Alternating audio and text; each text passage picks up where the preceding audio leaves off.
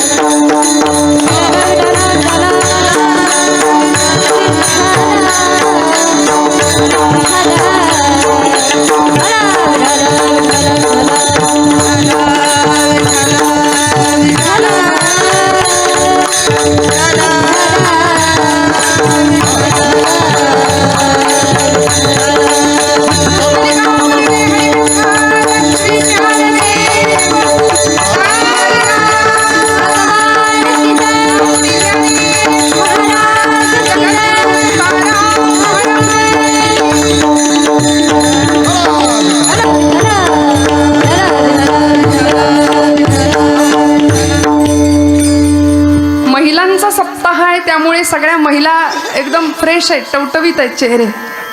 असेच चेहरे टवटवीत शेवटपर्यंत राहिले पाहिजेत एवढी अपेक्षा आहे. कारण काय आहे, कीर्तन म्हटलं की तिला निमंत्रण द्यावं लागत नाही, ती येते.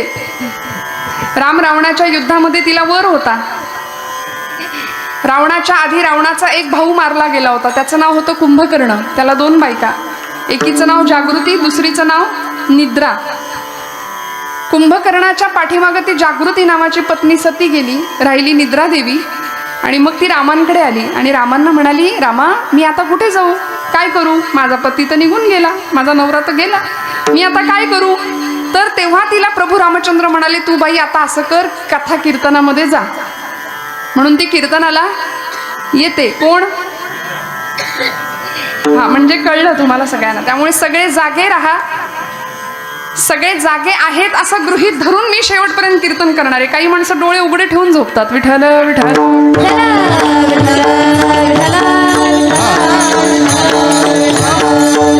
त्यामुळे छान फ्रेश एकदम रिलॅक्स बसा, कुठला ताण ठेवायचा नाही. प्रपंचातल्या सगळ्या कटकटी दुःख सगळं विसरायचं. दाराला कुलूप लागलंय की नाही आठवायचं नाही अजिबात. चप्पल नीट ठेवली की सगळं व्यवस्थित आहे, काही कुठे जात नाही, सगळं छान आहे. आता माझ्या हातात असलेला पुढचा 1.5 तास आपण सगळ्यांनी मिळून आजची कीर्तन सेवा पांडुरंगाच्या चरणी अर्पण करायची आहे. त्यामुळे हा खेळ नोहे एकल्याचा, तुम्ही आम्ही खेळी मेळी गदारोळी आनंदे. हा आनंदाचा गदारोळ आहे. त्यामुळेच तर नामदेव महाराजांनी यारे यारे लहान थोर याती भलती नारी, सगळ्यांनी या. इथे कुणाची एकाची मक्तेदारी नाही. आणि म्हणून वाळवंटामध्ये जो खेळ रंगला होता, जी टाळी रंगली होती, ती खरी ब्रह्मानंदी टाळी होती. एकची टाळी झाली चंद्रभागे वाळवंटी,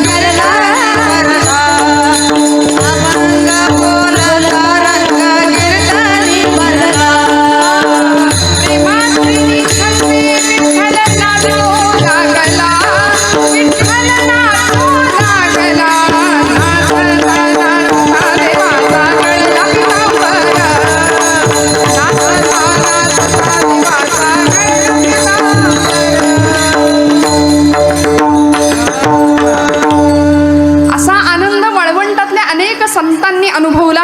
आज तुम्हा आम्हाला कीर्तनामध्ये तो आनंद अनुभवता यावा याकरता सेवितो हा रस वाटितो अनेका. जो ब्रह्मानंद आम्ही अनुभवला, ज्या ब्राह्म साम्राज्याचा अनुभव आम्ही घेतला, तो तुम्हाला सगळ्यांना मिळावा या कळवळ्याने संतांचं वाङ्मय निर्माण झालं. श्रोते हो, खूप लक्षपूर्वक ऐका. बऱ्याच जणांची अशी धारणा असते 2 तास बस भरपूर हसायला मिळालं की कीर्तन झालं, पण असं नाहीये. तर त्या अपेक्षेने आला असाल तर तुमचा कदाचित आज अपेक्षाभंग होण्याची दाट शक्यता आहे. त्यामुळे कीर्तन हे टाइमपास नाही, कीर्तन हे लाईफ पास करण्याचं शास्त्र आहे. विठ्ठल विठ्ठल.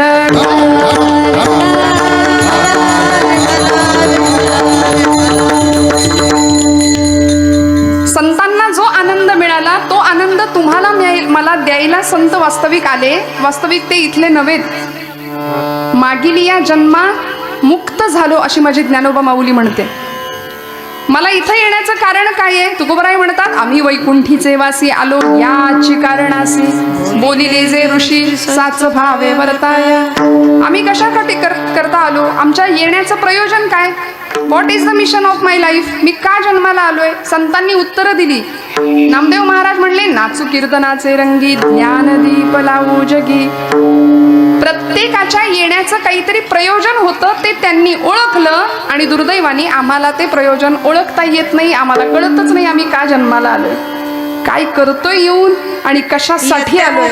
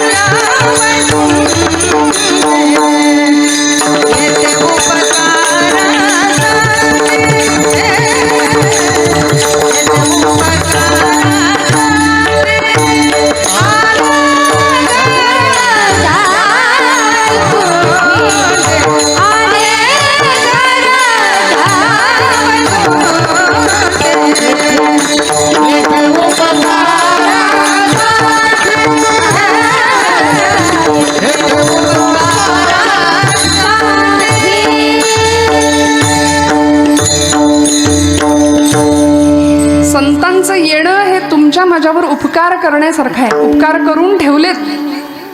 आमच्या जीवनातल्या सगळ्या प्रश्नांची उत्तरं, आमच्या जीवनातल्या सगळ्या समस्यांची उत्तरं जर कुठं मिळणार असतील तर ती एकमेव अशी गोष्ट आहे, ते म्हणजे संत वाङ्मय.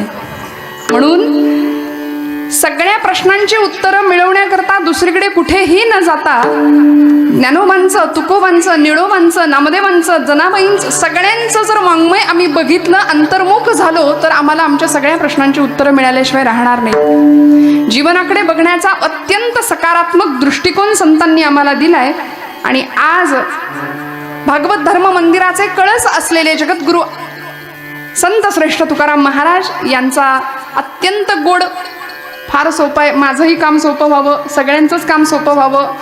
हट्ट केला होता लवकर कीर्तनाला सुरुवात करा म्हणजे लवकर मला जाता येईल.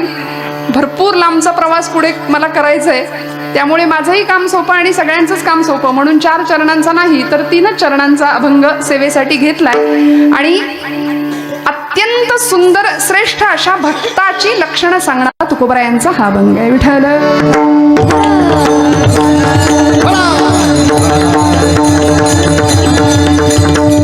निष्ठावंत भाव भक्तांचा स्वधर्म निर्धार हे वर्म चुको नये. काही शब्द आम्हाला जाणीवपूर्वक या अभंगातले बघायला लागतील. बरं, पहिला शब्द आहे काय आहे? जागेत सगळे, निष्ठावंत भाव. पहिला शब्द आहे निष्ठा. आता हा शब्द तुम्हाला मला काही नवीन आहे अशातला भाग नाही. निष्ठा आम्हाला माहिती आहे, आम्हाला अनेक निष्ठा माहिती असतात. सध्या निष्ठा हा शब्द इतका वापरून वापरून लोकांनी गुळगुळीत करून टाकलाय. परवा तर एक कार्यकर्ता बोलायला उभा राहिला, मी तुम्हाला पक्षनिष्ठेविषयी आज सांगणार आहे. म्हटलं तुमचा कितवा पक्ष ते आधी सांगा. विठ्ठल विठ्ठल.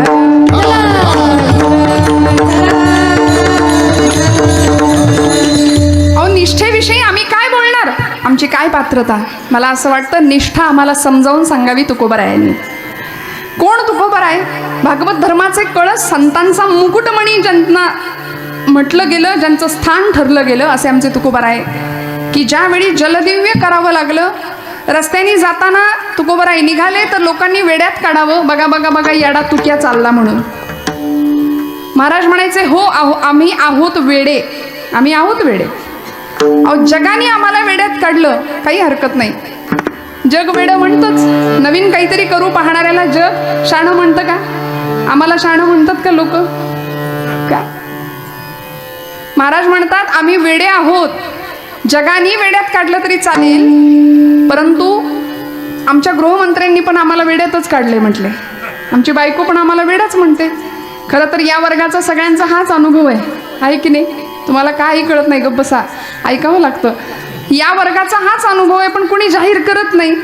पण तुकोबरायांनी गाथेत जाहीर केलं, तुकोबाची कांता सांगे लोकापाशी,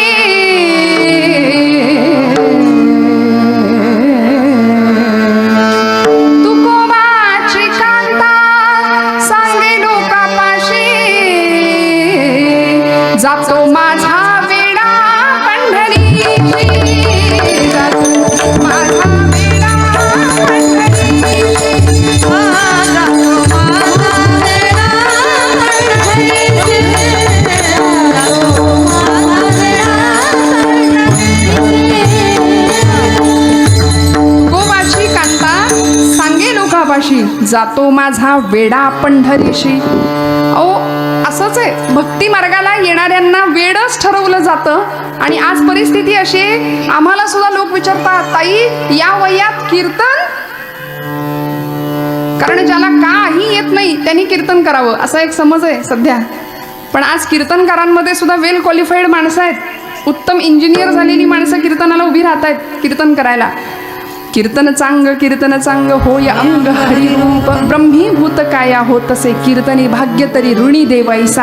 हा अनुभव कीर्तनामध्ये श्रोत्यांसह कीर्तनाला आहे. लोकांना वाटतं मोक्ष गेल्यानंतर मिळतो तो मोक्ष, असं नाहीये.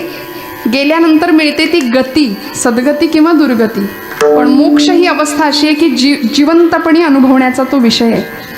म्हणून माऊली म्हणते, येथे मोक्ष असे आयता मोक्ष तुम्हाला मला कीर्तनामध्ये संतांनी आणून दिलाय, जिवंतपणे अनुभवण्याचा विषय.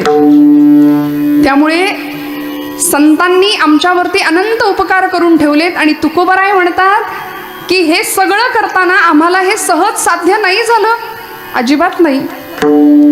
समाजाची मान्यता मिळण्याकरता साधकावस्था आणि सिद्धावस्था अशा दोन अवस्थेतनं प्रत्येक संताला जावं लागलं श्रोते. साधकावस्था आणि सिद्धावस्था. म्हणून गाथा जर उघडून आपण बघितली तर गाथेमध्ये साधकावस्थेतले काही अभंग आहेत आणि सिद्धावस्थेतले काही अभंग आहेत. प्रत्येक संताच्या जीवनाचा पारमार्थिक वाटचालीचा हाच प्रवास आहे, साधकावस्था आणि सिद्धावस्था. साधकावस्थेतल्या धडपडीमध्ये ज्यावेळी आमचे तुकोबराय भामनाथाच्या म्हणजे भंडाऱ्याच्या डोंगरावर जाऊन बसायचे ना, त्यावेळी काय संवेदनशीलता होती अंतःकरणातली. तुम्हाला मला जमेल का ही निष्ठा, ही संवेदनशीलता? काय सुंदर अंतःकरण भगवंतांनी दिलं होतं माझ्या महाराजांना. असे वृक्षाच्या जवळ बसायला जायचे आणि त्यांच्या येण्याने एखादी वृक्षावरची त्या झाडावरच्या फांदीवर बसलेली चिमणी उडून जायची. आणि मग तुकोबराय तिला विचारायचे, का ग माझ्या येण्याने तुला त्रास झाला का? माझ्या येण्यामुळे तुला काही अडचण निर्माण झाली का? अगं बाई, माझ्यातलं आणि तुझ्यातलं आत्मतत्व एकच आहे. मला असं वाटतंय की तू माझ्या मांडीवर ये, तू माझ्या खांद्यावर येऊन बस. आणि महाराजांचा अनुभव होता, वृक्षवल्ली आम्हा सोयरे वनचरे, वृक्षवल्ली आम्हा सोयरे वनचरे, वृक्षवल्ली आम्हा सोयरे वनचरे, आम्हा सोयरे वनचरे, पक्षी सुस्वदे आळते,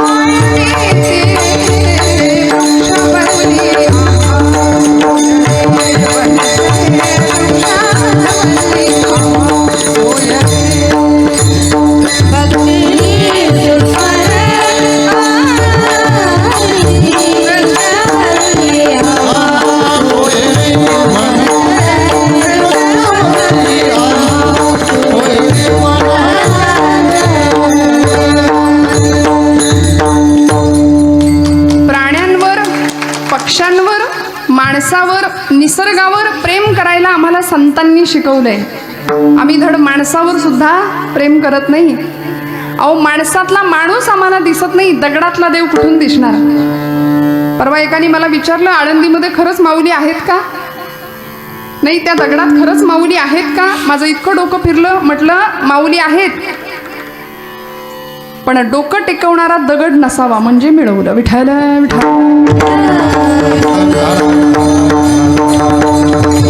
सध्या झालो, आम्हाला माणसातला माणूस दिसेना. खरं सांगू का, लोक म्हणतात संजीवन समाधी, संजीवन समाधी. माऊली आज आहेत का? जिवंत आहेत माऊली. 750 वर्षानंतर सुद्धा ज्ञानराज आज जिवंत आहेत. म्हटलं ते एकटे जिवंत आहेत, बाकी सगळे आम्ही मेलेले. विठ्ठल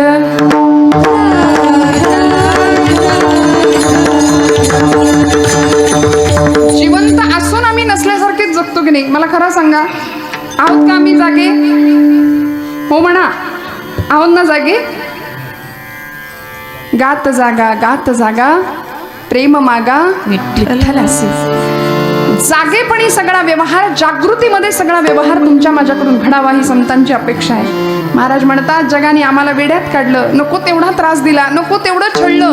महाराज म्हणले, चालेल, मी गातो, नाचतो, आनंदे, वेडा झालो मी तव छंदे. मी तुझ्या आनंदामध्ये नाचतोय भगवंता, मला परवा नाही जग काय म्हणेल याची. आम्हाला विचारतात, या वयात कीर्तन का? म्हटलं हो, या वयातच, यावं यात मराठी भाषा कळलं तर बघा, या वयातच, यावं यात, या वयातच इथे आल्यानंतर खऱ्या अर्थी जी जीवनाची गोडी मिळते ती आयुष्यभर टिकून राहते. श्रोते हो, आयुष्यभर टिकते. आणि म्हणून तुकोबरायांसारखा द्रष्टा संत, तुकोबरायांसारखे द्रष्टे साधक, सिद्धावस्थेमध्ये पोहोचलेले एक सुंदर व्यक्तिमत्व प्रस्तुतच्या अभंगामध्ये आम्हाला. अनेक समाजामध्ये असे काही भक्त आहेत जे भक्ती करतात. भक्ती कोणी करत नाही असं नाही, भक्ती आम्ही करतो. नाही करत का? आता कीर्तनाला आलोय म्हटल्यानंतर आम्ही भक्ती करतोच, पण आम्ही सुखी आहे का? नाही. कोई तन दुखी, कोई मन दुखी, कोई धन बिन रहत उदास. कुणी तन दुखी आहे, शरीरानं दुखी आहे, शारीरिक आधी ग्रासलेले, उठलेलं बसवत नाही, बसलेलं उठवत नाही, कीर्तनाला चला नको, मूड लागत नाही. जो देखे सो दुखिया बाबा, दुखिया कोई नहीं रे. जो देखे सो दुखिया बाबा, दुखिया कोई नहीं रे.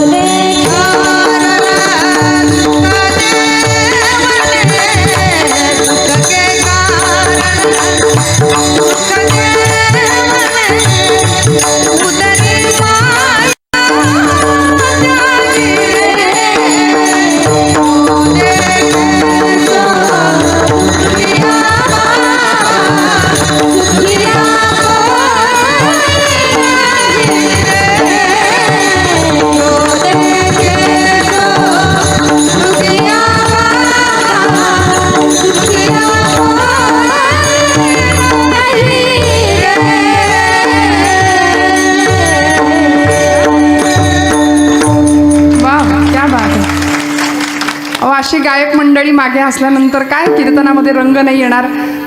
स्वरब्रह्म, नादब्रह्म, शब्दब्रह्म हे सगळं एकत्र आलं की परब्रह्म कीर्तनामध्ये साकार होतं. आणि ही अशी सुंदर गळ्याची मंडळी, परमेश्वराने केवढा मोठा प्रसाद या मंडळींना दिलाय. जो देखे सो दुखिया. प्रत्येक जण दुःखी आहे श्रोते हो, प्रत्येक जण दुःखी आहे. भक्ती करत नाही का आम्ही? जपताप्य, जप जाप्य, तीर्थयात्रा, दान धर्म सगळं करतोय, कीर्तनामध्ये येतोय, सगळं करतोय, पण काहीतरी बिनसलंय, काहीतरी कटकट आहे, काहीतरी त्रास आहे. काय, कसं चाललंय, बरं चाललंय का, असं जर एकाने दुसऱ्याला विचारलं तर दुसरीकडून उत्तर काय येतं? चाललंय कसं तरी रडत खडत. छान उत्तम चाललंय असं कोणी म्हणायलाच तयार नाही. प्रत्येक जण व्यापलेला आहे. गरीबातला गरीब, श्रीमंतातला श्रीमंत, प्रत्येकाचं दुखणं वेगळं आहे. उत्तम आहे, छान आहे असं कोणीच म्हणत नाही. पण जो कोणी असं विचारतो ना, त्याला समोरून जर ते उत्तर मिळालं, बरं चाललंय म्हणायचं, तर त्याला इतकं बरं वाटतं विचारणाऱ्याला, चला म्हणजे आपलंच बिघडलंय असं काही नाही, समोरच्याचं सुद्धा बिघडलंय. संसारी माणूस एकमेकांना चाचपत असतो, म्हणून आपलं दुःख संसारी माणसाला कधी सांगायचं नाही. ट्रॅफिक जास्त वाढवतात. विठ्ठल विठ्ठल.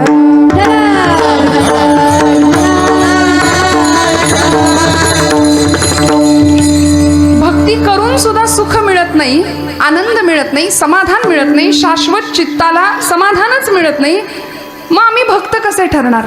भक्त कुणाला म्हणायचं? भक्त ऐसे जाणा जे देही उदास. भक्तांच्या व्याख्या बऱ्याच आहेत. गेले आशा पाश निवारोनी.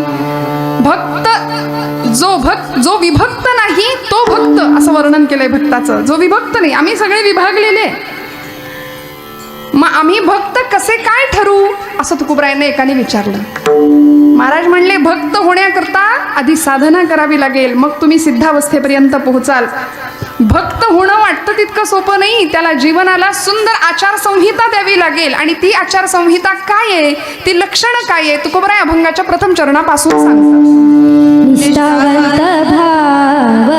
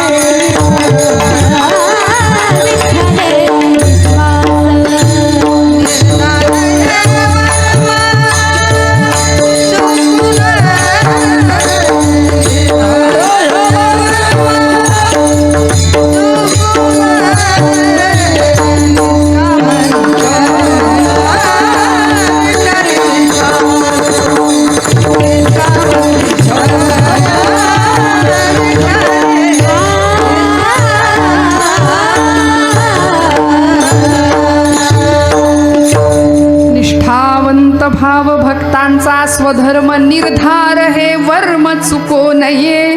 महाराजांनी शब्द वापरलेले जाणीवपूर्वक ऐका, खूप लक्ष देऊन ऐका. बाकी सगळं जरी काहीच नाही लक्षात ठेवलं तरी चालेल, टाळी नाही वाजवली तरी एक वेळ चालेल, पण खूप छान कीर्तन ऐका बरं का. निष्ठावंत भाव शब्द वापरला. निष्ठा, आम्हाला पतिनिष्ठा माहितीये, देशनिष्ठा माहितीये, समाजनिष्ठा माहितीये, देशनिष्ठा माहितीये, मातृनिष्ठा माहितीये, पित्याच्या विषयी निष्ठा माहितीये. अनेक प्रकारच्या निष्ठा आम्हाला नुसत्या माहिती आहेत, त्याचं पालन आमच्याकडून होत नाही. तुकोबरायांनी सांगितलं, खरा भक्त कुणाला म्हणायचं? निष्ठावंत भाव भक्तांचा स्वधर्म. भक्ताचा स्वधर्म जर काही असेल तर तो निष्ठावंत असलेला भाव. भगवंताला काय आवडतं? म्हणाले, कितीही संपत्ती होता, कितीही दान धर्म करा, कितीही त्याच्या पुढे आणून होता, त्याला काही नको आहे. त्याला काय हवंय? निष्ठा हवी आहे. तुमचा भाव कसा आहे? भगवंत म्हणतो, हा फक्त कामासाठी माझ्याकडे आलाय, काही मागण्याकरता माझ्याकडे आलाय, की खरंच निष्काम भक्तीने आलाय, निष्ठेने आलाय.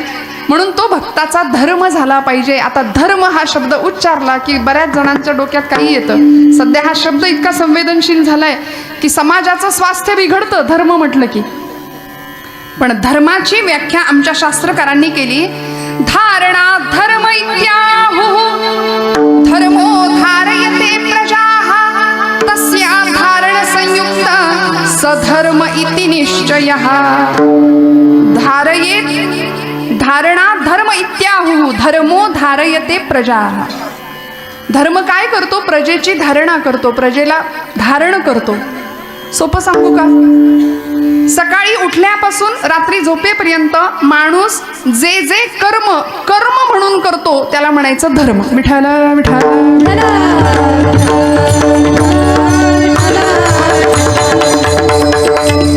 अजून थोडं सोपं सांगते. माणसानं माणसाशी माणसासारखं वागणं म्हणजे धर्म. विठ्ठल विठ्ठल.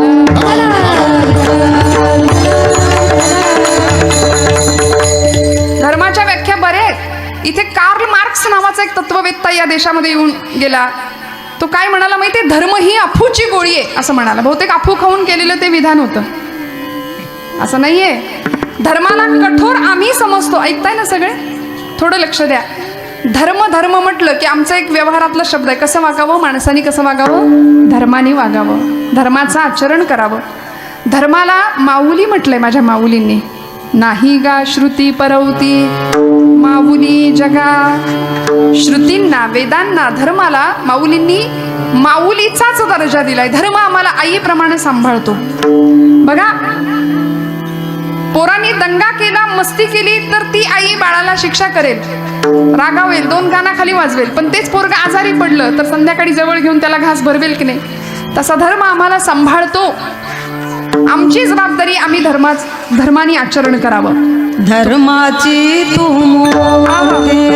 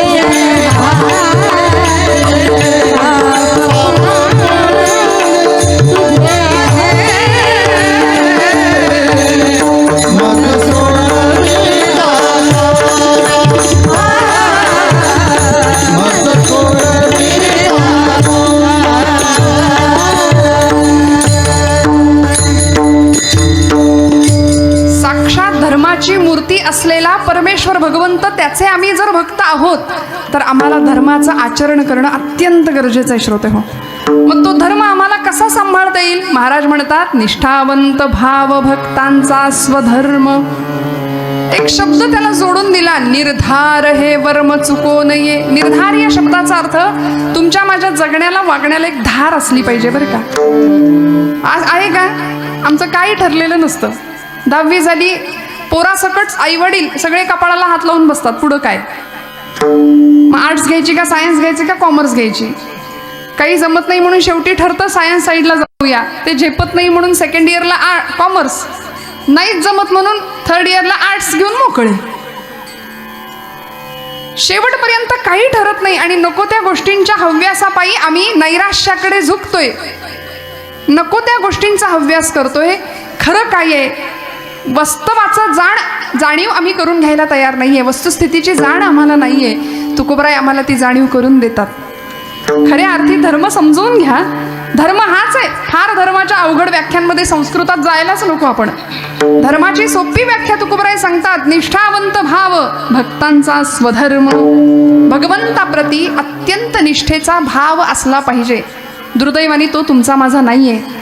आज आम्ही भगवंताकडे जातो पण त्याच्याकडून काहीतरी घेण्याकरता जातो, त्याच्याकडे काहीतरी मागण्याकरता जातो. त्याला कुणीच मागत नाही. आम्ही देवाला मागतो का? नाही मागत. देवाकडून सगळं आम्हाला माहिती आहे मागायचंय. 5 गोष्टी आम्हाला शास्त्रकारांनी सांगितल्यात बरं का. एक मंत्र, एक तीर्थ, एक देव, एक संत आणि एक ग्रंथ. या 5 गोष्टींवर पूर्णपणे निष्ठा पाहिजे आमची. एक मंत्र, एक तीर्थ, एक ग्रंथ, एक संत आणि काय सांगितलं? जागे आहेत ना सगळे? एक मंत्र, एक तीर्थ, एक देव, एक ग्रंथ आणि एक संत. या 5 गोष्टींवर आमचा पूर्ण विश्वास पाहिजे, पूर्ण निष्ठा पाहिजे. वाटेल ते झाले तरी आमचं मन तिथून ढळलं नाही पाहिजे. नाही तर आमचं कसं असतं, सोमवारी जाऊ आम्ही शंकराला, मंगळवारी जाऊ देवीला, बुधवारी जाऊ विठ्ठलाला, गुरुवारी जाऊ दत्ताला, शुक्रवारी जाऊ देवीला. अजून जाण्याला माझा नाहीला म्हणजे माझी काही हरकत नाही बरं का. पण परवा एक जण माझ्याकडे आला, म्हणाला ताई शंकराची एवढी उपासना केली, एवढं 108 बेलपत्र त्याच्यावर रोज वाहतो, रोज भगवान नामस्मरण करतो, ओम नमः शिवायचा जप करतो, शंकर काही म्हणले पावत नाही. तुम्ही म्हणत असाल तर देव बदलून बघू का? देवाला बदलण्याकरता आमची उपासना नाहीये, तुमच्या माझ्यामध्ये अंतर्बाह्य बदल व्हावा याकरता उपासना आहे. याकरता निष्ठेनी भगवत भक्ती आहे, निष्ठेनी आणि भगवंताच्या प्रती पूर्ण समर्पण भावानी भक्ती आहे. अनेक प्रकार सांगितले आमच्या संतांनी भावाचे. शांत भाव आहे, वात्सल्य भाव आहे, दास्य भाव आहे, सख्य भाव आहे आणि 5वा प्रकार आहे माधुर्य भाव. अनेक प्रकारांनी आम्ही भक्ती करू शकतो. सगळे ऑप्शन दिलेत आम्हाला, निवडा म्हणले कुठला ऑप्शन निवडायचा आहे तो.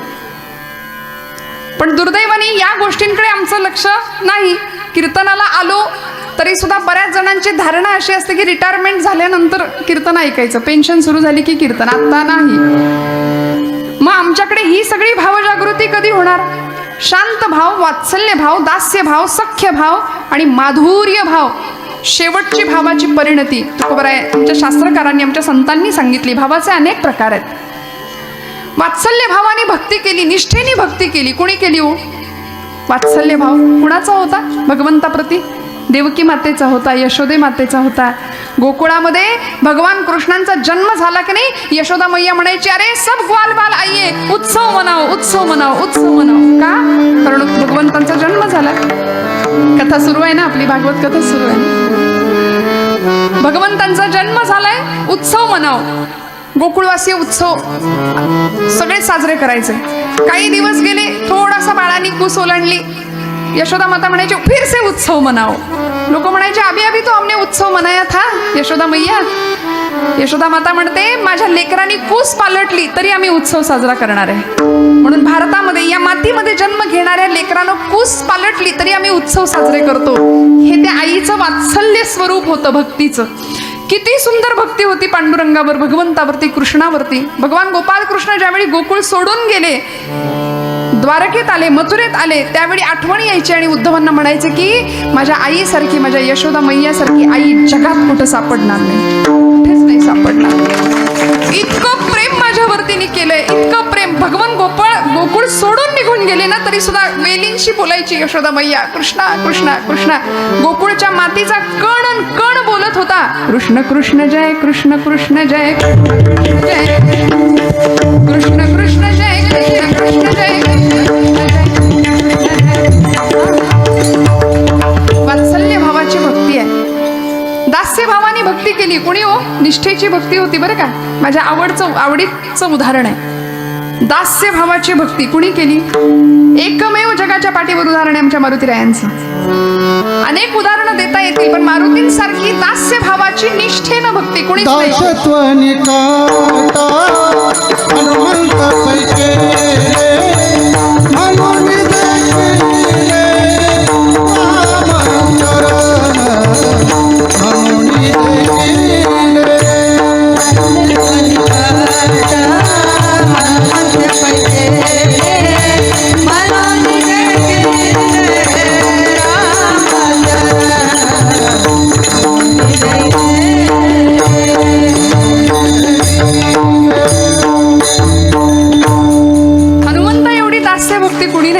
वाजवा वाजवा, मनापासून वाजवा, वाजवा मनापासून वाजवा टाळ्या.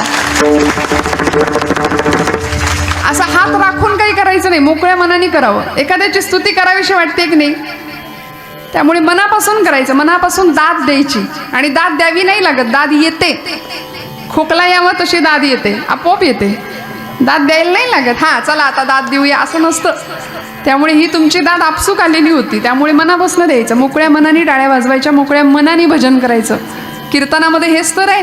अहो या कीर्तनाच्या सुखामुळं, कीर्तनाच्या सुखे सुखी होय देव, भगवंत सुद्धा समाधानी होतो. कारण आम्ही काय करतो कीर्तनात? बाकीच्या गप्पा मारतो का? मारल्या पाहिजेत का? नाही. म्हणून कीर्तनाचं बेसमेंट जर काय असेल ना तर भक्ती, कीर्तनाचा पाया जर काय असेल तर भक्ती हाच पाया आहे. त्याचे आम्हाला नसलेले गुण लोकांनी गावेत असं वाटतं की नाही? ऐकताय ना? आमचे नसलेले गुण लोकांनी गावेत असं आम्हाला वाटतं की नाही? मग त्या भगवंताचे असलेले गुण आम्ही जर गायलो तर त्याला किती आनंद होणार आहे? त्याला आनंद होणार आहे. मग त्याची निष्ठेनी आम्ही भक्ती करावी. आमचा भाव आहे भगवंताप्रतीचा तो अत्यंत निष्ठेनीच असावा, निष्ठापूर्वकच असावा. दास्य भावाने भक्ती केलेला एक आगळा वेगळा जगावेगळा भक्त आम्ही पाहिला मारुतीरायांसारखा. हनुमान किंवा मारुती हे नाव जर रामायणातनं वगळलं तर रामायण होऊ शकत नाही. आणि म्हणून आपल्याला प्रसंग माहिती आहे, मी मुद्दाम सांगून पुढे जाते. ज्यावेळी राज्याभिषेकाचा प्रसंग होता, अयोध्येला सगळी मंडळी आली, रावण वध झाला, सर्व मंडळी अयोध्येला आली. आणि अयोध्येला आल्यानंतर सगळ्यांना प्रसाद देतायत आता प्रभू रामचंद्र, आहे की नाही? प्रसाद देत असताना भारतीय संस्कृतीमध्ये प्रसादाला खूप महत्व आहे बरं. प्रसाद तिथे कुणीही असू दे, कुणीही कितीही मोठ्या व्यवहारामध्ये असू दे, पण तिथे हात पुढेच करावा लागतो. हां, बघू दे, येऊ दे प्रसादवाला माझ्यापर्यंत, मग मी हात पुढं करीन, असं नसतं. तिथे याचकाचीच भूमिका घ्यावी लागते. प्रसादस्तु प्रसन्नता. आणि भारतीय संस्कृतीमध्ये प्रसादाला महत्व आहे. भारतीय संस्कृतीच्या या सगळ्या नीतिमूल्यांना आम्ही किती बारकाईनं बघितलं पाहिजे मला सांगा. 2 वर्षाचा कोरोनाचा काळ गेला आणि त्या काळाने आम्हाला काही गोष्टी शिकवल्या. भारतीय संस्कृतीची महानता. आमची कॉलेजची पोरं विचारायची, कशाला ती देवाची आरती, कशाला तो प्रसाद? काही नाही, त्याबद्दल त्यांना श्रद्धा नाही. पण आपण कापराची आरती करतो ना, कर्पूर आरती करतो. कर्पूर आरतीवरून हात फिरवल्यानंतर मग हातामध्ये आम्ही प्रसाद घेतो, बरोबर ना? असंच करतो की उलट करता तुम्ही? नाही ना. आधी आरती घेतो आणि मग हातात प्रसाद घेतो. कापराच्या आरतीवरून हात फिरवल्यानंतर हाताचं आपसुकच सॅनिटायझेशन होतं, निर्जंतुकीकरण होतं. कापराचं महत्व आम्हाला कळलं. आणि मग स्वच्छ शुद्ध झालेल्या हातावर आम्ही प्रसाद घ्यायचा आहे. हे विज्ञान आहे भारतीय अध्यात्मातलं. आणि ते आम्हाला कळत नाही, म्हणून आम्ही हिंदू धर्माला, भारतीय अध्यात्माला नावं ठेवणाऱ्यांच्या संख्येमध्ये वाढ करत चाललोय दिवसेंदिवस. नको ती मंडळी येऊन बोलायला लागली. ज्यांनी बोलायची खरी गरज आहे ती मंडळी बोलतच नाहीयेत. ती मंडळी सगळी शांत आहेत. आज पाश्चिमात्यांचं अंधानुकरण करता करता ख्रिस्ती मिशनऱ्यांच्या शाळा वाढल्या आणि नको त्या पद्धतीने धर्माचा अपप्रचार व्हायला लागला. आमच्या मारुतीरायाला, म्हणजे गणपतीला एलिफंट गॉड असं जर ती मंडळी म्हणत असतील तर मारुतीरायाला काय म्हणत असतील हे मी सांगायला नको. विठ्ठल विठ्ठल.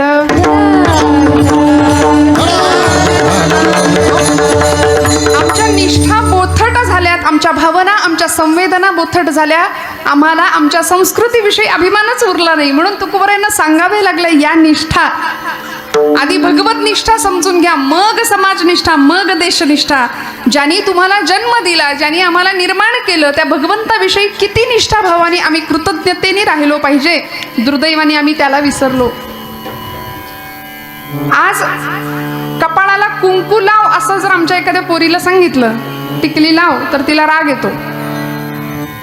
केस बाई बांधून राहा, चांगले मोकळे सोडू नको केस, असं सांगितलं तर राग येतो. हातात एखादी बांगडी असू दे, हिंदू धर्मामध्ये जन्माला आलीस ना, हातामध्ये बांगडी सांगितलं तर राग येतो.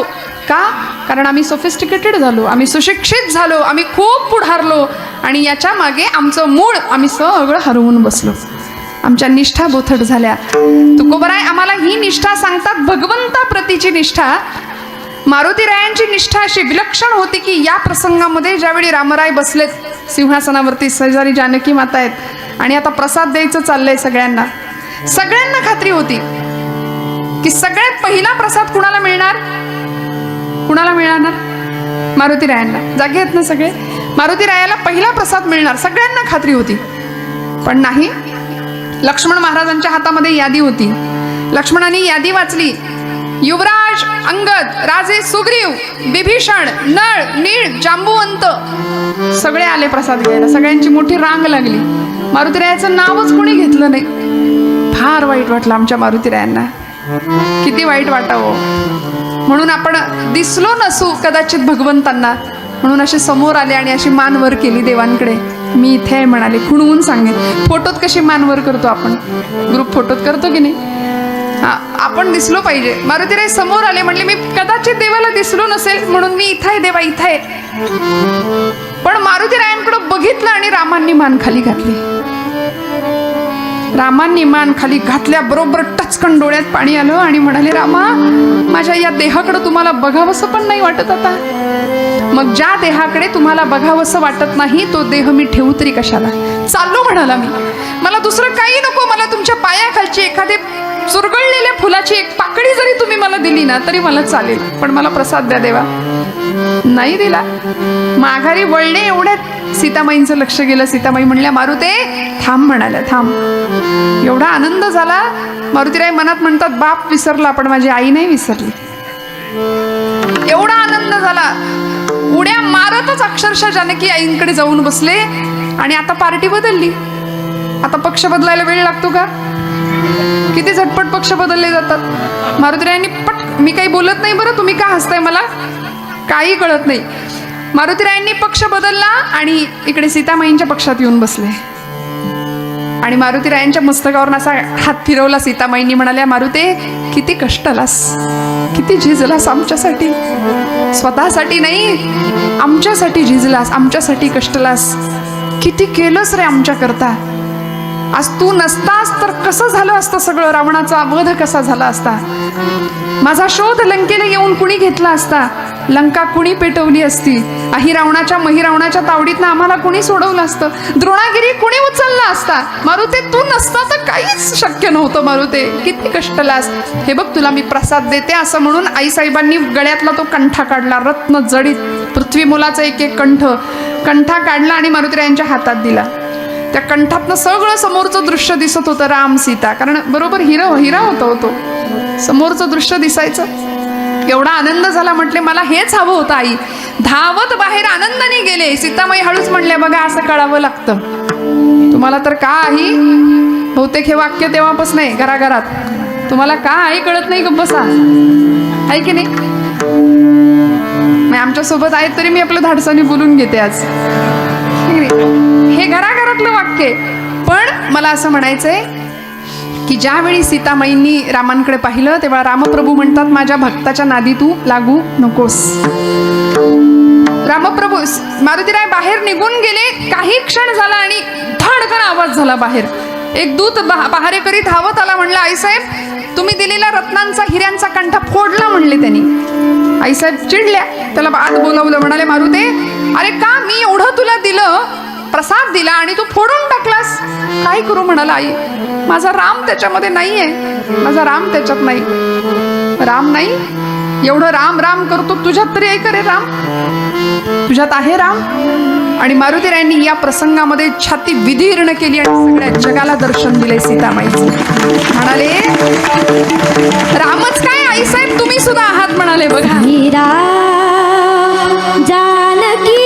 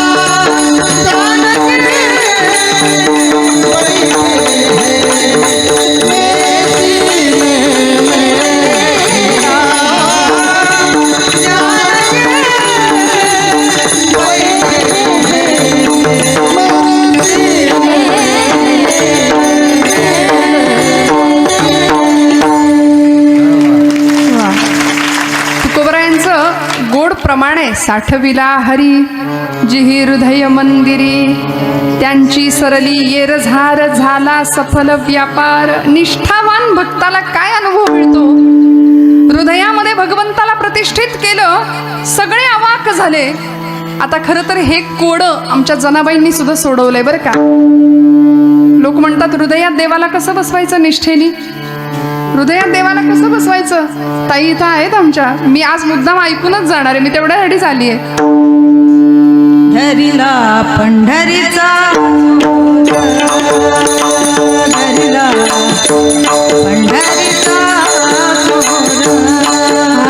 धरिला पंढरीचा दोरा, धरिला पंढरीचा दोरा.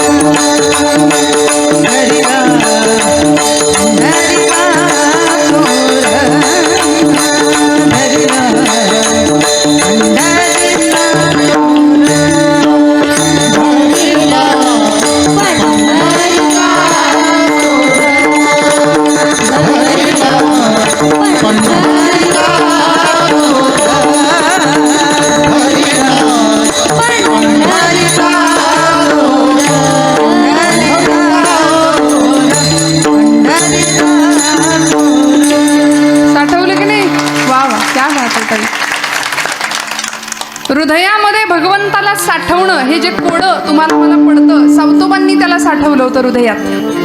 निष्ठा होती, निष्ठावंत भाव होता आणि म्हणून हृदयामध्ये त्याला साठवता आलं. आता तुम्ही सुद्धा घरी गेल्यानंतर एक मस्त विडा घ्यायचा सावतोबांसारखा आणि करायचा प्रयत्न त्याला हृदयात साठवायचा. जमेल का? धन्य त्याची माता, धन्य त्याचा पिता, धन्य त्याची माता, धन्य त्याचा पिता, धन्य त्याची माता, धन्य त्याचा पिता, धन्य त्याची माता, धन्य त्याचा पिता. साठविला ताता, साठविला ताता, हे लोकांचा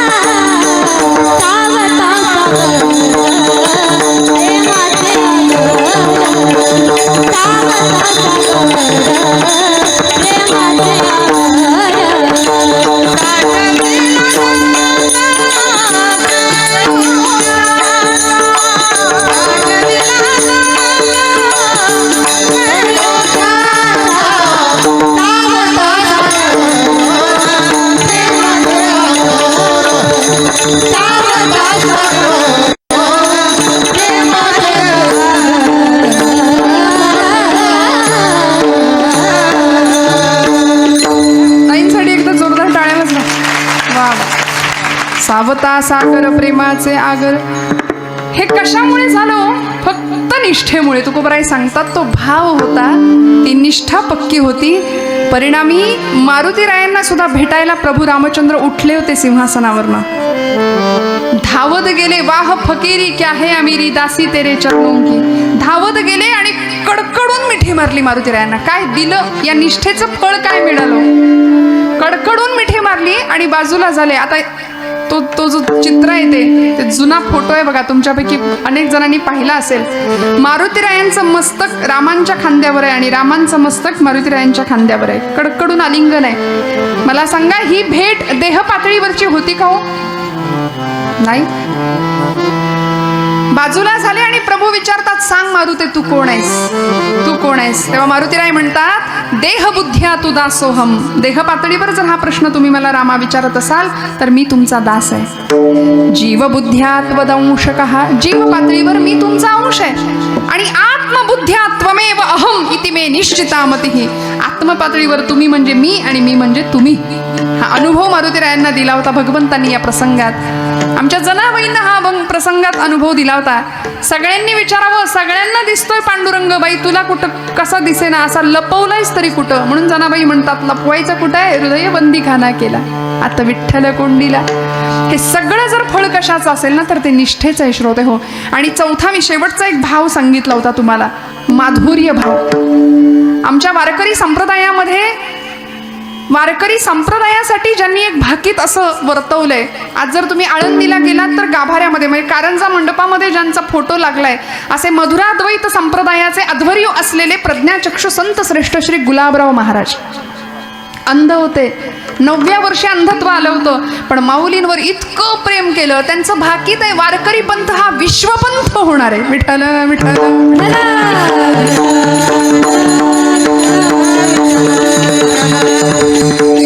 आणि गुलाबराव महाराजांचं जी भक्ती होती की नाही त्याला माधुर्य उपासना म्हणायचे. गोपी भावामध्ये पुरुषाचा देह पुरुषाचा, पण भक्ती मात्र स्त्रीची, वात्सल्य स्त्रीचं.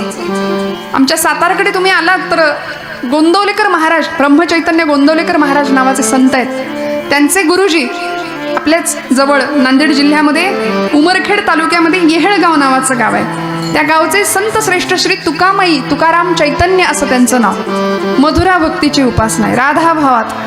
देह पुरुषाचा, पण कधी कधी स्त्रीचे अलंकार परिधान करावेत. लोकांनी त्यांना वेड्यात काढावं. अशी माणसं समाजाला विक्षिप्त वाटतात श्रोते हो. आमचे अलीकडचे अनेक संत, पण ते कुठल्या स्थितीला गेलेले असतात माहितीये का? असो ऐसा कोठे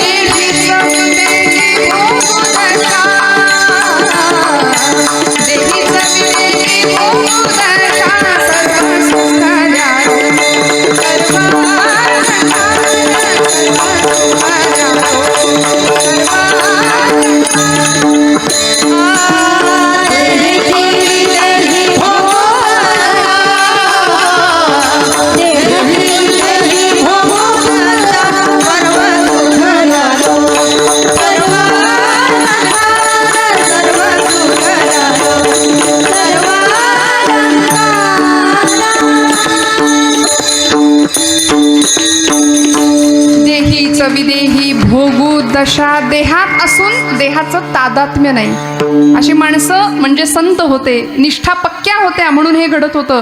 तुमच्या माझ्या निष्ठा पक्क्या नाही. कीर्तनावर तरी निष्ठा आहे का आमची? नाही म्हणताय, नाही म्हणताय.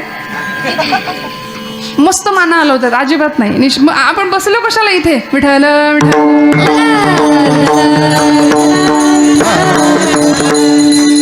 महाराज डोलत होते आनंदामध्ये. आम्ही पण डोलतो, आम्ही कीर्तनात डोलतो. काही असे डोलतात, काही असे डोलतात. प्रकार आहेत की नाही डोलण्याचे. आमची निष्ठा पक्की नाही म्हणून हे घडतं श्रोते हो. तुकोबरायांनी भगवंतावरची निष्ठा शिकवली. आणि काय लागतं हो देवाला माझ्या? काय लागतं? काही नाही लागत. देवा भावाचा भुकेला, देवा भावाचा भुकेला, देवा भावाचा भुकेला,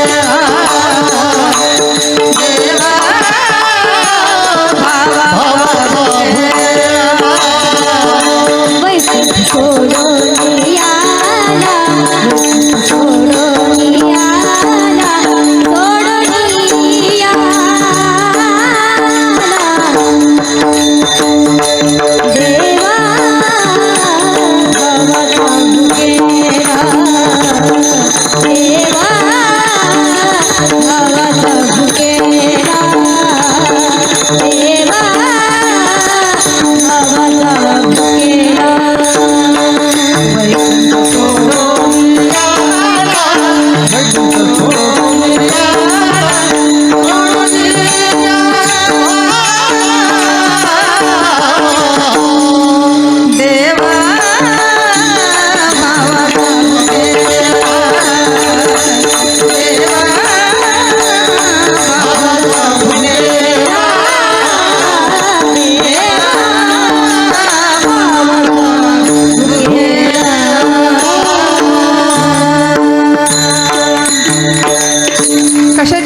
ज्याला देवभावाचा भुकेला, त्याच्यासाठी तो वैकुंठ सोडून आला हो तुमच्या माझ्याकरता. आणि खरं सांगू का, त्याच्यावर प्रेमाने निष्ठेने भक्ती करणारं कुणीच नाही. तुम्ही आम्ही सगळे लबाड भक्त आहे, नतदृष्ट माणसं, आम्ही नतद्रष्ट. आम्ही लबाड भक्ती करतो आनंदाने, फक्त त्याला मागणारे संत, निष्ठेने त्याच्या पायी जाणारे आणि त्याकरता वाटेल तो त्याग करण्याची तयारी असलेले संत, हे फक्त संतच होते. भागवतातला प्रसिद्ध श्लोक आहे, त्रिभुवन विभव हे तवेप्य कुंठ स्मृती रजितात्मसुरादिभिर्विमृग्यात न चलती भगवत पदारविंदा लव निमिषार्धमपि यस्य वैष्णवाग्रह. वैष्णवाची भक्ताची खरी व्याख्या भागवतकार सांगतात आम्हाला की त्रिभुवनाचं वैभव जरी कुणी पायाशी आणून ठेवलं की घे बाबा हे तुझं आहे म्हणून, भरपूर ऐश्वर्य मिळालं, अचानक सगळं दारिद्र्य संपलं आणि भरपूर ऐश्वर्य पैसा मिळाला, तरी सुद्धा ज्यांची ईश्वरावरची निष्ठा तिळमात्र ढळत नाही, खरे महापुरुष ते असतात. खरा देवभक्त तो असतो, खरा देशभक्त तो असतो. देवभक्तीविषयी वाटेल तेवढे आपल्याला उदाहरणं सांगता येतील, भरपूर दृष्टांत देता येतील की जिच्यासाठी पांडुरंग परमात्मा आला तिची निष्ठा पक्की होती. जात्यावर जळायला बसायची आमच्या जनाई माता आणि पांडुरंगाला बोलवायच्या, जनी मांडते दळणा नाम ओठी घोडते, भारी जडवे जाते तुझी या विना, भारी जडवे जाते तुझे या विना. ये गए गवीठा बाई, ये गए गवीठा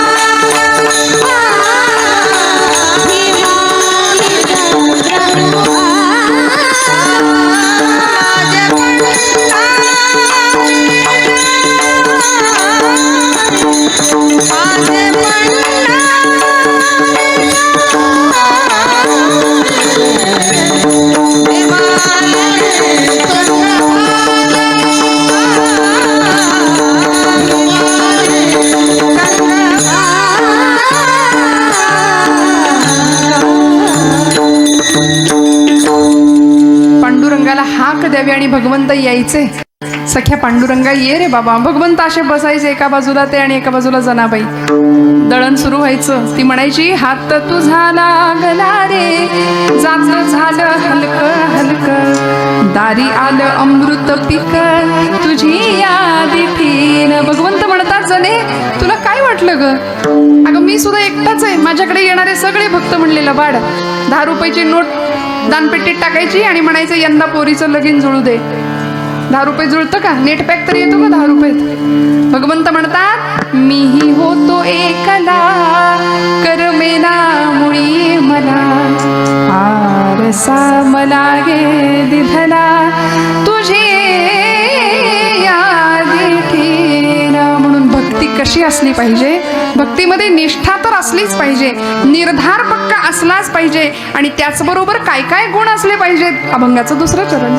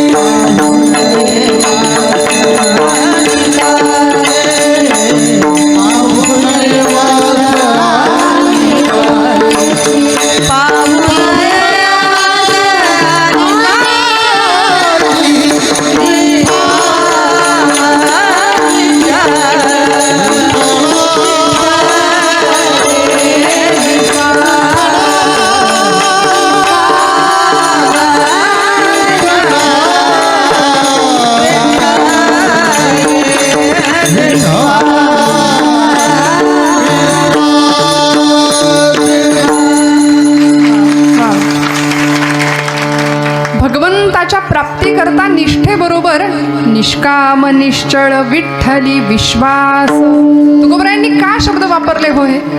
तुमच्या माझ्या अंतःकरणामध्ये त्याच्याप्रती विश्वास नाही. काय झालं? एक डोंबाऱ्याचा खेळ चालू होता. चालतो का इकडे डोंबाऱ्याचा खेळ? अजूनही दिसतो. आता आमच्याकडे बंदच झाले, दिसतच नाही. तर त्या खेळामध्ये काय असतं? दोरी बांधलेली असते. त्या दोरीवरनं तो माणूस चालतो किंवा ती बाई चालते, आहे की नाही? तर असाच एक खेळ चाललेला. 2 इमारतींच्या बरोबर अशी छान मध्ये दोरी बांधलेली. त्या दोरीवरून तो माणूस चालत होता. चालत असताना त्यांनी त्याच्या लेकराला खांद्यावर घेतलं होतं आणि त्या दोरीवरनं तो छान अनुसंधान करून चालत होता. सगळी गर्दी जमलेली, थाळी फिरायला लागली, पैसे जमले आणि सगळं झाल्यानंतर तो अगदी व्यवस्थित शेवटच्या टोकापर्यंत पोहोचला. खाली उतरला, टाळ्या पडल्या, भरपूर टाळ्या. तो म्हणाला, मला हे परत करायचंय, मी करू शकतो का? सगळे जमावातली माणसं म्हणली, हो हो, आमचा तुझ्यावर विश्वास आहे. नीट ऐका बरं, आमचा तुझ्यावर विश्वास आहे, तू हे करू शकतोस, परत करा म्हणाले, आम्हाला बघायचंय. तो म्हणला, नक्की मला जमेल का? हो जमेल म्हणाले, आमचा तुमच्यावर विश्वास आहे, करा. तो माणूस म्हणाला, मी करतो, पण म्हणले माझं लेकरू नको. आता यावेळी तुमच्यापैकी कोणाचं तरी लेकरू द्या. त्याला खांद्यावर घेतो आणि मग चालतो म्हणाले. चालेल का? सगळे मागं सरकले. इंग्रजीमध्ये 2 शब्द आहेत, बिलीव्ह आणि ट्रस्ट, असे 2 शब्द आहेत. असं आहे, you only believe in God but you don't trust him. आपण फक्त त्याच्यावर असा वरवर विश्वास ठेवतो. ज्याला ट्रस्ट, का बरं 2 शब्द ठेवले असतील?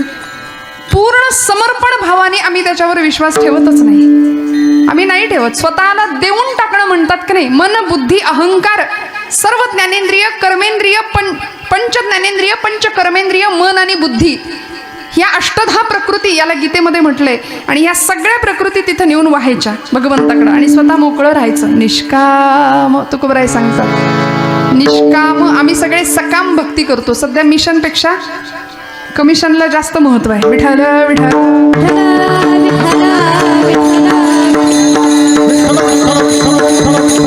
आणि म्हणून तुकोबराय सांगतात, ही भक्ती तुमच्या माझ्यामध्ये मुरायची असेल तर भक्तीतली सगळ्यात परिणती काय, ते कशामुळे प्राप्त होऊ शकतं? तर नामामुळे. म्हणून विठोबा रखुमा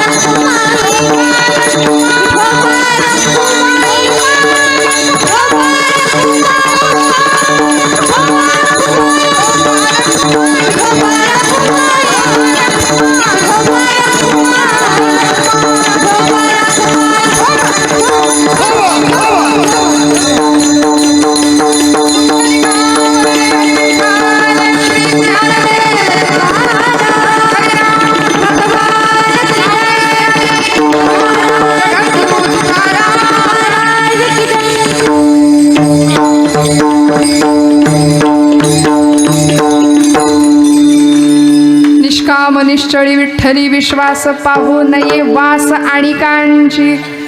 3 शब्द वापरले, निष्कामता, निश्चळता आणि विश्वास. विश्वास तुम्हाला सांगितला. सकाम भक्ती नाही, निरहेतुक भक्ती तुमच्याकडून घडावी, तुमच्या माझ्याकडून घडावी, ही अपेक्षा भगवंतांची आहे. पण आम्ही सध्या हेतुपूर्वकच सगळी कामं करतो. कुठलंही काम करण्याकरता आम्हाला कारण लागतं, हेतू लागतो, तरच आम्ही करतो. आम्ही नवस करतो, देवाकडे नवस करतो की नाही? नवस फेडत नाही हा विसरून द्या, नवस करतो. मात्र काहीतरी हवं असतं, सकाम भक्ती करतो. ती भक्ती भगवंताला आवडत नाही. निश्चळ, न ढळणारी, बरं का, न हलणारी, वाटेल ते झालं तरी. आता मी देवनिष्ठा तुम्हाला सांगितली, पतिनिष्ठा आपल्याला माहिती आहे, देशनिष्ठा आपल्याला माहिती आहे. तुळशीचा विवाह सगळीकडे चालू आहे. उद्या ग्रहण म्हणून आजच सगळे उरकून घेत आहेत. त्यात कीर्तन रोजच्यापेक्षा थोडंसं लवकर करायला सांगितलं मी. 5 पिल्ले काकांना सगळ्यांनाच सांगितलं, थोडंसं जरा लवकर सुरुवात करूया. त्यामुळे गडबड झाली असेल महिला वर्गाची आज जरा, पण हरकत नाही. ही पतिनिष्ठा महासती वृंदेचं पातिव्रत्याचं तेज आपल्याला माहिती आहे. ज्या रुक्मिणी आई जगदंबेनी रुक्मिणी मातेनी भगवंताला मिळवण्याकरता जो प्रयत्न केला होता ती पतिनिष्ठा. भागवतामध्ये 7 श्लोकांचं पत्र लिहिलं होतं, विश्वातलं सगळ्यात मोठं प्रेमपत्र असं व्यासांनी नामकरण केलं त्याला. कसा विवाह आहे भगवंतांचा रुक्मिणी आईसोबत. श्रुत्वा गुणान् भुवन सुंदर शृण्वतान्ते निर्विश्य कर्ण विवरैर हरतोंगतापम रूपम वृषां ऋषिमताम अखिलार्थ लाभम त्वय्यच्युता विशति चित्तमपत्रपम मे. विश्वातलं सगळ्यात सुंदर पत्र आई रुक्मिणीने भगवंताला पाठवलं होतं आणि तो विवाह झालाय. आपण आता ती कथा ऐकतच आहात, मी वेगळं काही नाही सांगणार. आणि अशी एक पतिव्रता स्त्री या देशाने पाहिली की जिचा पती खऱ्या अर्थी देशनिष्ठा ज्याच्या अंतःकरणामध्ये होती. असा एक उदाहरण तुम्हाला सांगते आणि आपण पटकन पुढे जाऊया. काय घडलं बघा. लंडनमध्ये शस्त्रास्त्र निर्मितीचा उद्योग करत होते आणि गुप्त पद्धतीने देशनिष्ठा सांगते तुम्हाला. देवनिष्ठा झाली, पतिनिष्ठा झाली. आपल्या मातृभूमीप्रती काय त्याग करता येतो. गुप्त पद्धतीने शस्त्रास्त्र भारतामध्ये पाठवली, बॉम्ब पाठवला, पिस्तूल पाठवली आणि भारतामध्ये इंग्रजांचं राज्य चालू आहे. 150 वर्ष इंग्रजांच्या अधिपत्याखाली आमचा भारत देश आहे. इंग्रजांचा स्वाभिमान स्वतःच्या टाचेखाली इंग्रजांनी तुडवलाय भारतीयांचा. परिणामी उद्रेक झाला असंतोषाचा आणि भारतामध्ये जॅक्सन नावाच्या एका इंग्रजी अधिकाऱ्याची हत्या केली. अनंत कान्हेरे नावाचा एक क्रांतिकारक पिस्तुलाच्या साह्याने गोळीबार केला. सगळं इंग्रज सरकार हादरलं. भारतामध्ये पिस्तूल आलं कुठून. बंगाल प्रांतामध्ये खुदिराम बोस नावाचा एक क्रांतिकारक होता, त्यांनी बॉम्बचा धडाका केला. सगळ्या इंग्रजांना वाटलं भारतात बॉम्ब गेला कुठून आणि मग खटला चालवला. लंडनमध्ये ही जी व्यक्ती हे सगळे उद्योग करत होती ना, त्या वैनतेयाचं, त्या महात्म्याचं नाव आहे स्वातंत्र्यवीर विनायक दामोदर सावरकर. जहाजात घातलं, पकडून भारतात आणायचं ठरलं. खटला भारतामध्ये करायचा होता, चालवायचा होता. त्या जहाजाच्या मध्य समुद्रामध्ये जेव्हा ते जहाज आलं ना, तेव्हा पाण्यामध्ये उडी टाकली. आपल्याला माहिती आहे जगामधल्या 2 उड्या प्रसिद्ध आहेत. एक समुद्राच्या जमिनीवरून अशी जन्मल्याच आकाशाच्या दिशेने घेतलेली उडी, एक समुद्रावरून घेतलेली आहे मारुतीरायांची उडी आणि दुसरी जहाजातून पाण्यात घेतलेली उडी. बाकी उड्या बऱ्याच आहेत, दोरीच्या उड्या आहेत, लांब उड्या आहेत, है की नाही. अशा उड्या आम्ही मारत बसतो, पण या 2 उड्या जगप्रसिद्ध ठरल्या. सावरकरांची पाण्यात टाकलेली उडी मध्य समुद्रामध्ये, चेष्टा नव्हती. मोठमोठे मासे मध्य समुद्रामध्ये, अंग सगळं ओरबाडले. त्या टॉयलेटच्या खिडकीमधनं सावरकरांनी काच फोडून बाहेर अंग टाकले स्वतःचं. सगळ्या काचा सर्वांगाला ओरखडलेल्या आणि अशा अवस्थेत खाऱ्या पाण्यामध्ये उडी टाकायची. काय दाह झाला असेल देहाचा. उडी टाकली, इंग्रजांना ते पकडले गेले. इंग्रजांकडून परत भारतात आणलं. खटला चालला आणि सावरकरांना विचारलं होतं, तुम्हाला भीती नाही का वाटली. निष्ठा अशी होती देशाप्रतीची. सावरकर म्हणले, मी का घाबरू. मृत्यू मला घाबरून पळत होता. मी पोहत होतो समुद्रामध्ये, मृत्यू माझ्या समोर घाबरून पळत होता. मी मृत्यूला बोलवत होतो. मी घाबरतच नाही, कारण मला गीतेचं तत्वज्ञान माहिती आहे. भगवान गोपाल कृष्णांचं नैनं छिंदन्ति शस्त्राणि नैनं दहति पावकः न चैनं क्लेदयन्ति आपो न शोषयति मारुतः. मी गीतेचं तत्वज्ञान जाणतो. माझा देह नश्वर आहे पण मी अमर आहे. ही निष्ठा होती. आणि आज जर तुम्ही पुण्याला आलात कधी, तर पुण्यामध्ये डेक्कनच्या चौकामध्ये खूप सुंदर स्मारक आहे सावरकरांचं. त्याच्यावर वाक्य लिहिली आहेत, सावरकरांचे शब्द आहेत. आणि सुधीर फडके महाराष्ट्रातले उत्तम गायक बाबूजी म्हणायचे लोक, त्यांना त्यांची चाल आहे. अनादि मी अनादि मी अनादि मी अनंत मी अवध्य मी भला. अनादि मी तुम्हाला आवाज, अवध्य मी भला. मारिल रिपु जगती असा गवण जन्मला. अनादि मी अनादि मी अनादि मी अनंत मी अवध्य मी भला. मारिल रिपु जगती असा गवण जन्मला. अनादि मी अट्टहास करीत सरी धर्मधारणी.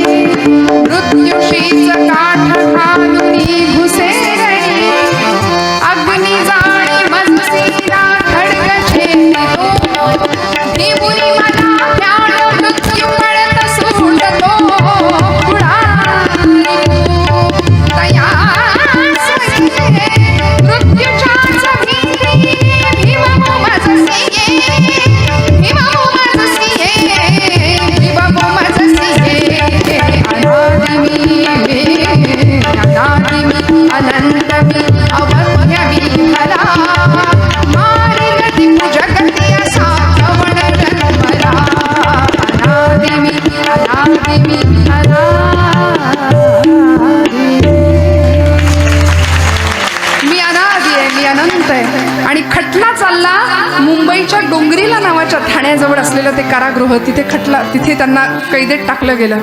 50 वर्ष काळ्या पाण्याची शिक्षा सुनावली गेली आणि आता शिक्षा होती अंदमानची काळं कोठडी. आपल्या सगळ्यांना इतिहास माहिती आहे, अंदमानची 50 वर्षाची काळं कोठडी. पण त्याआधी मुंबईला एका तुरुंगात असताना बायको भेटायला आली आहे. पतिनिष्ठा ऐका, बायको भेटायला आली आहे आणि तिने विचार केला होता की आपला नवरा परदेशात गेलाय, बॅरिस्टरीचा झगा पांघरून येईल, पैसा मिळवू, थाटात संसार करू, प्रपंच करू. अहो, त्यांनी काही स्वप्न बघितली नसतील का? मस्त 2 BHK 4 BHK घ्यायचा, बंगला बांधायचा, जागा घ्यायची, जमीन सगळं घ्याय, मस्त राहायचं आनंदात. काही नडलं होतं का सगळं हे करायचं? पण का केलं हो? ही निष्ठा होती, निष्काम, निश्चळी, विठ्ठली विश्वास, आपल्या ध्येयावरचा विश्वास, अढळता होती. ती पत्नी 18 वर्षाचं वय होतं, यमुना नाव तिचं. माई म्हणायचे सावरकर आपल्या बायकोला. आणि ती भेटायला आली सावरकरांना. सावरकर तुरुंगाच्या त्या सळीच्या मागे कैद्याच्या वेशातला साखळदंडांनी जखडलेला आपला नवरा तिने पाहिलं समोर. आणि सावरकर सहज समोर आले आणि हसले, म्हणले, माई, या वेशात मला ओळखलं नाही ना तुम्ही? आपला पती विलायतेहून बॅरिस्टर होऊन येईल, पैसा मिळवू, थाटात संसार करू असा विचार तुम्ही केला असशील. पण खरं सांगू का, काट्या कुट्या जमवायच्या, त्याच्यात घरटी बांधायची आणि पिलांची वीण वाढवायची. याला जर प्रपंच असं म्हणत असतील ना, तर असा प्रपंच चिमण्या, कावळे सगळेच करतात. जमवाजमव करायची, प्रपंच करायचा, पोरं बाळ जन्माला घालायची. याचंच जर नाव प्रपंच असेल तर हा प्रपंच चिमण्या, कावळे सुद्धा करतात. माई, मला माझा देशाचा प्रपंच करता आला, यात धन्यता माना. बायकोला सांगितलं, मला माझ्या देशाचा प्रपंच करता आला, यात धन्यता माना. मी तुम्हाला कसलं सुख मिळू दिलं नाही, प्रपंचाचं कसलं सुख मी तुम्हाला दिलं नाही. बायकोशी संवाद चाललाय बरं. तुरुंगाच्या आतमध्ये असलेला नवरा आहे सावरकर. काय त्याग म्हणतात, सोपं नाहीये हे. बोलणं सोपं आहे, ऐकणं सोपं आहे, पण केवढा मोठा त्याग होता या मंडळींचा. म्हणाले, मी कसलंच तुला सुख दिलं नाही. दर वटपौर्णिमेला वडाला फेऱ्या घालताना हाच पती जन्मोजन्मी मिळावा असं तू म्हणावंस तरी कसं ग? कसं म्हणावं? मी तुला किती त्रास दिला या जन्मात, जन्मोजन्मी हाच नवरा मिळावा असं तू म्हणावंस तरी कसं? सावरकरांची पत्नी 18 वर्षाचं वय होतं त्या पोरीचं. खाली वाकल्या आणि तुरुंगाच्या सळीतनं हात आतमध्ये घातला, पायाला स्पर्श करणार. सावरकर मागे सरकले, म्हणले, माई काय करता? ती काय म्हणाली माहितीये? पाय बघून ठेवते, पुढच्या जन्मात चुकायला नको. पाय बघून ठेवते, पुढच्या जन्मात चुकायला नको. कारण या जन्मामध्ये स्वतःची चूलबुळकी फोडून, स्वतःचा प्रपंच फोडून राष्ट्राचा प्रपंच करणारा पती पुरुषोत्तम भगवंतांनी जर मला या जन्मात दिलाय, तर जन्मोजन्मी हाच पती मिळावा. याला म्हणायचं पतिनिष्ठा. एवढा त्याग, ही देशनिष्ठा होती. अनेक उदाहरण आमचे छत्रपती शिवाजी महाराज असतील, सावरकर असतील, भगतसिंग असतील. 22-23 वर्ष हे फासावर जाण्याचं वय होतं का हो? इकडे फाशीचा कार्यक्रम चालू आहे आणि भगतसिंगांची आई ढसाढस रडतीये. लोक विचारतायत, आई साहेब तुम्ही का रडता? भगतसिंगांच्या मातोश्री म्हणतात की मेरा भगत जा रहा है इसलिए मैं नहीं रो रही हूँ. माझा भगत निघून चाललाय, त्याला फाशी दिली जाते म्हणून मी रडत नाहीये. तर माझा एकच पुत्र मी या देशाला देऊ शकले म्हणून मी रडतीये म्हणाले. याला म्हणायचं देशनिष्ठा. केवढा मोठा त्याग श्रोते हो. आणि हा त्याग तुम्हाला मला जमावा याकरता तुकोबराय आम्हाला ही आचारसंहिता भक्ताची सांगतात. काय असलं पाहिजे भक्त म्हणवून घेण्याकरता? निष्काम, निश्चळी, विठ्ठली विश्वास, पाहू नये वास अणिकांची. श्रोते हो, तुमचं माझं काम काय आहे? काय करायचं तुम्ही? आम्ही कीर्तन ऐकलं, कथा ऐकली, रोज नवीन नवीन, आज महिला सप्ताह सुरू आहे, रोज नवीन कीर्तनकार येऊन तुम्हाला काहीतरी सांगतायत. आम्ही काय करायचं? सप्ताह संपला, झालं जैसे थे, है की नाही? पहिले पाडे काही ते आपल्याकडे म्हण आहे ना. आमच्या लेवलवर आम्ही काय करायचं? आमच्या पातळीवर आम्ही काय करायचं? आम्ही काहीतरी देणं लागतो की नाही या मातीचं, या समाजाचं, या राष्ट्राचं, या देशाचं. आईच्या गर्भामध्ये जन्म होतो, मातेपासून प्रवास सुरू होतो आणि मातीपर्यंत जाऊन पोहोचतो. माता ते माती असा प्रवास आहे. मग या प्रवासात आमचं कर्तव्य काय? अहो, आमच्या माता भगिनी रोज तुळशीला पाणी घालतो की नाही आम्ही? तुळशीला पाणी घातलं आणि लगेच घरात आलो असं नाही होत. आजूबाजूच्या रोपट्यांवर सुद्धा पटकन गडबडीत का होईना शिंपडून माघारी येतो. तसं माझा प्रपंच मी उत्तम करू शकतो. मला करायचंच आहे. जोडून या धन उत्तम व्यवहारे उदास विचारे वेच करी तुकोबराय म्हणतात. पण हे करत असताना मी या मातीला काहीतरी देणं लागतो. मग मला काय देता येईल, काय करता येईल आम्हाला? काय घडलं, एका जंगलाला वणवा लागला होता. मोठं आग लागली होती, जंगल पेटलं होतं. आणि त्या पेटलेल्या जंगलामध्ये एक संन्यासी त्या जंगलातून पळत होता, भगव्या कपड्यातला. एका झाडाच्या उंच शेंड्यावरती एक पक्षी बसला होता, एक गरुड पक्षी बसला होता. त्या संन्याशाने विचार केला की सगळे पशु पक्षी उडून निघून गेले आणि हा पक्षी इथंच बसलाय म्हणाले. मग त्याला विचारलं, का रे बाबा, जंगल पेटलंय, तू जा ना उडून, तुझ्या पंखांमध्ये बळ आहे, तू उडू शकतोस. त्या पक्षाने त्या साधूला काय उत्तर दिलं तेवढं ऐका की माझं कीर्तन आजचं संपलं. त्या पक्षाचं उत्तर असं होतं, तो म्हणाला, फल खाये इस पेड़ के.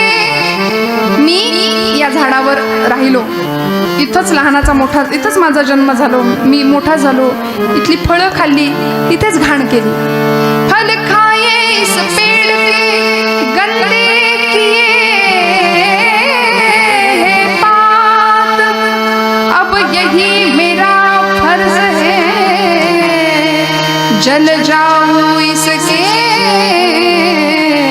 साथ. आता माझं काम हेच आहे की इथे मी राहिलो ना, मग इथेच संपणार, यासाठीच काहीतरी करणार. आमचे गुरुजी फार सुंदर सांगतात, हे त्या झाडावरच्या पक्षाला कळलं, बाकीच्या पक्ष्यांना कधी कळणार? कळलं तर बघा शाब्दिक कोटी आहे, फार काही स्पष्ट उघडून सांगत नाही. हे पक्षाला कळलं, पक्ष्यांना कधी कळणार?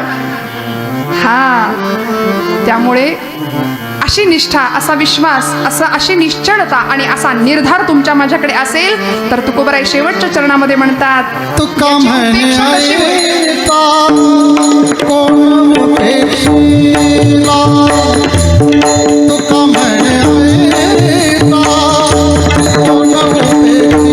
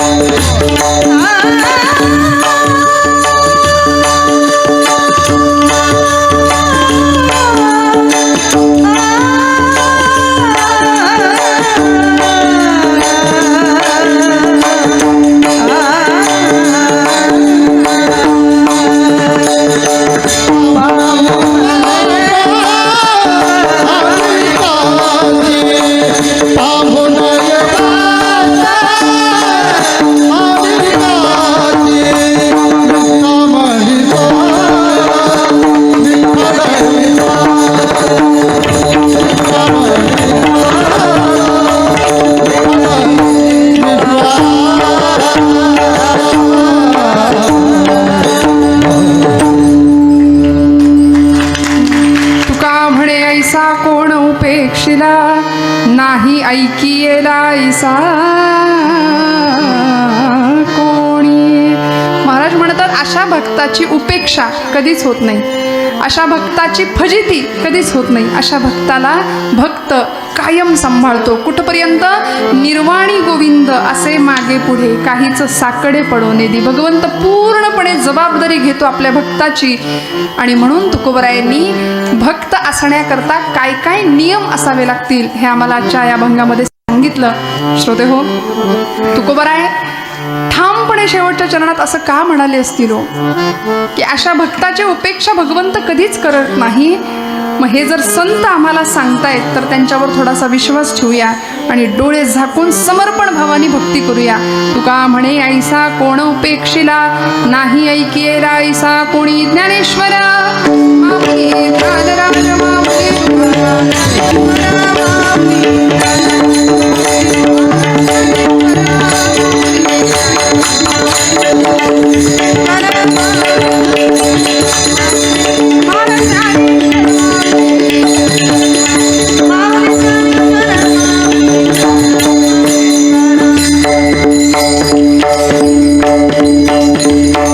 झालेली सेवा भगवंत चरणावर समर्पित करते. बोलत असताना काही वेडवाकडं गेलं असेल तर मोठ्या अंतकातनं काढून टाकूया. हे भाडेकरू येऊन बसलेत आमच्या आतमध्ये, त्यांना काढूया. आणि मोकळं हृदय जर असेल ना तर भगवंत तिथे येतो. आता हृदय हे आपुले चौफाळून या भले. भगवंताला तिथे प्रतिष्ठित व्हावंसं वाटतं आणि भगवंत तिथे येतो. कोण आपल्याशी कसं वागतंय यापेक्षा आपण प्रत्येकाशी कसं वागतोय याची जबाबदारी घेऊया. भगवंताकडे तोंड करून आपण काय मागतो आणि ते झाल्यानंतर त्याच्याकडे पाठ केल्यानंतर आपण कसे वागतो यावर बऱ्याच गोष्टी अवलंबून असतात. त्यामुळे खूप भान ठेवून जगूया, वागूया. झालेली सेवा भगवंतावरच्या चरणी अर्पण करते आणि सेवेला विराम देते. जय विठ्ठल जय जय